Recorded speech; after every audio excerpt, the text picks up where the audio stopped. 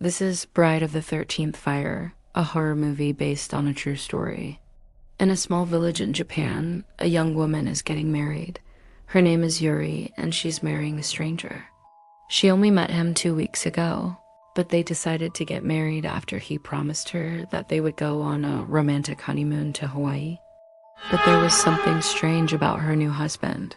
While preparing for their wedding, Yuri noticed that he had an unusual amount of fire extinguishers in their home.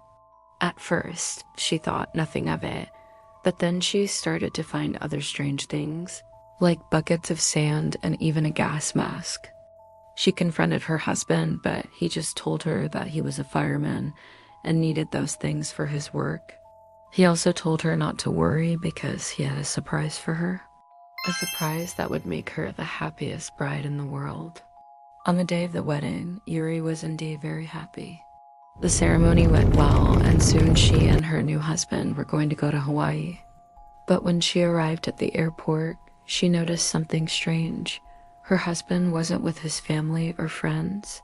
He had told her that he would meet her there, but when she arrived, she saw that he had brought a different bride to the airport, and that bride was very familiar.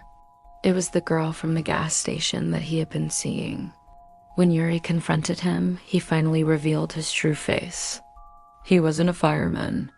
He was a pyromaniac who had set many fires and killed many people.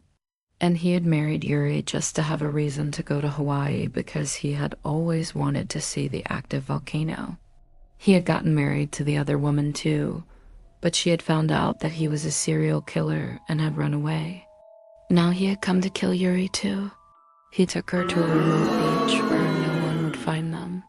There he tied her up and prepared to set fire to the dry grass. But before he could do anything, the police arrived.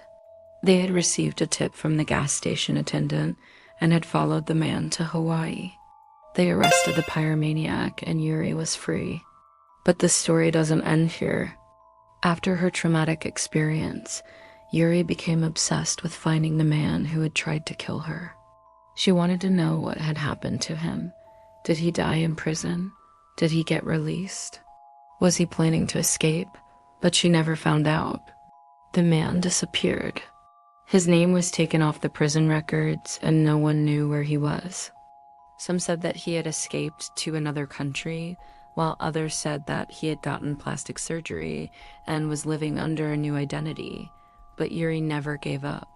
She continued to search for him until one day, she saw a news report that said that a famous businessman had died in a plane crash.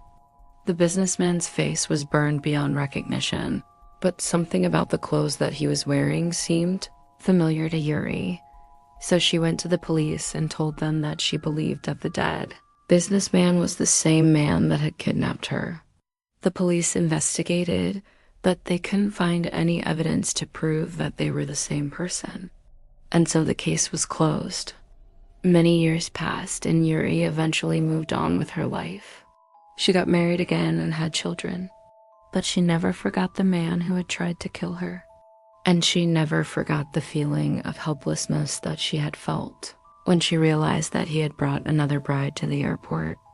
Because deep down, she knew that if she hadn't boarded that plane that day, she might have ended up like the other bride, trapped in a nightmare that had no end. The end.